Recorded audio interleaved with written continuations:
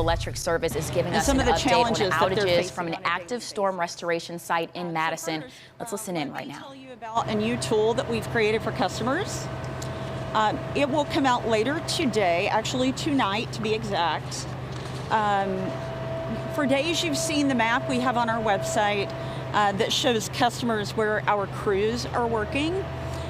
We've gotten some good feedback on that, but also it's not as helpful at times because customers look at it and say, well, this crew looks like they're working in my neighborhood, but my lines aren't coming up. And it's that, as I mentioned yesterday, there are different people on different houses on different circuits in the same neighborhood.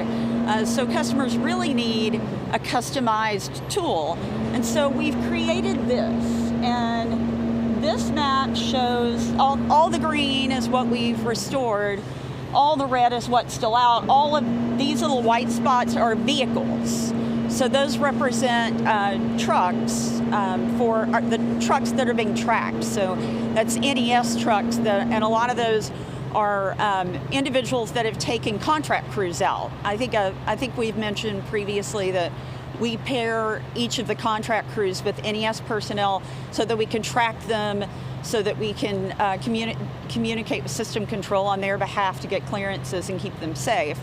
And so all of those are NES vehicles that are tracked. And in addition to that, on this website, customers will be able to go in and input their address, and it will tell them if a crew is working on their outage. So if they're working on their specific circuit, not just a circuit on their street, but their circuit. It will also tell them if their power is on or off. So if they're staying with family, or they're staying in a hotel, or they're out of town, and before they come back to Nashville, they want to know, is my power on? They can check. And that tool should be live tonight. I was hoping it'd be up by now, but it should be up. They said 9 o'clock tonight. Don't hold me to that one, please. But that's what we have new today. Also, we know that customers want information about their outages and their restoration times. They want approximate restoration times so they know how to plan their lives. And I wish that we already had something like that stood up and out to customers. With the magnitude of this storm, the level of damage we had on our system, there was not an easy way to get restoration times to customers. There wasn't even a hard way to get restoration times to customers. It just was incredibly challenging. The crews have now gotten the work down to a level where we believe we can come up with good estimated restoration times for customers. So very soon, I can't commit to that being out today, but very soon we will have estimated restoration times for customers. And we hope that will help a lot in people planning their lives and their day-to-day activities. Now I want to talk a little bit about our restoration progress today. When this historic ice storm hit on Sunday, it did the most damage we've ever had on our system. So it's pretty remarkable that our hardworking crews have restored 160,000 customers so far.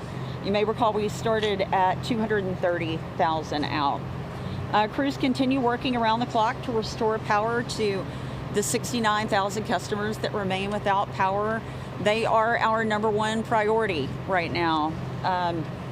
Many of you know this storm snapped lots of poles. If you drive through a lot of neighborhoods, you see broken poles, you see tons of broken trees, but in some you see tons of broken poles. And if there are broken poles, it takes us longer to restore that neighborhood. A broken pole takes us 8 to 10 hours, about right, Brandon? 8 to 10 hours for one crew to restore. And so you won't have, if you have a line of broken poles, you won't have one crew there working on that, but that's how long it takes one crew to get a broken pole put back, which is a data point for people as they just look around their neighborhoods. Also, we have a reminder for customers as their power is being restored. They may have power, their power's come back on. It may go out at some point while we're restoring their neighbors. So there are times that we may have to turn off their power temporarily while we trim trees, while we reconnect things. We have to de-energize things to keep crews safe. That happens, and so we've gotten a lot of calls from customers. Oh, my power's out again. I got restored after being out for 2 days. My power's out again.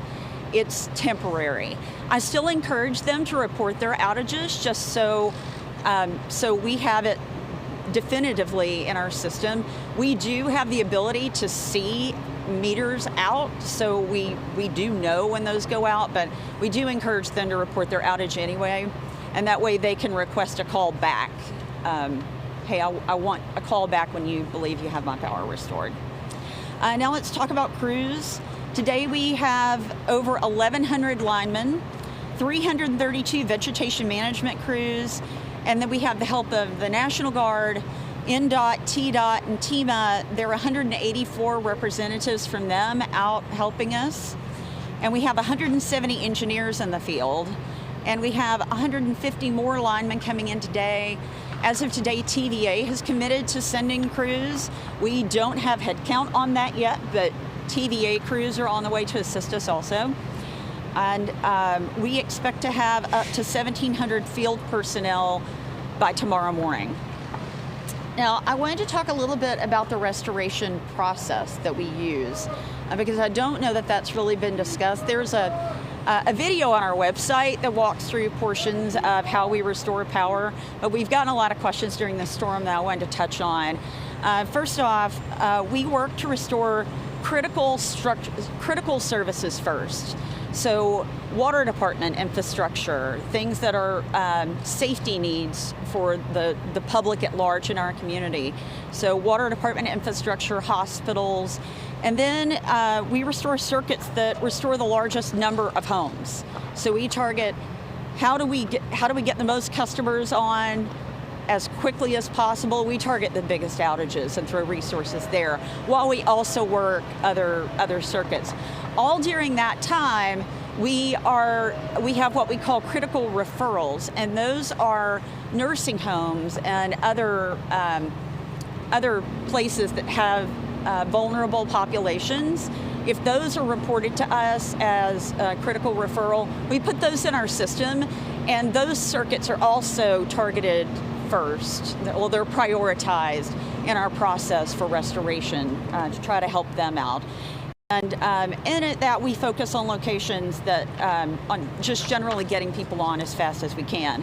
Finally, you always have those people that have one-off outages. I'm the only one in my neighborhood. My service line is down. I don't want to be the last person on. We have smaller crews go around and restore them. So those smaller things that we don't want to send a big crew for because we need them on the bigger outages.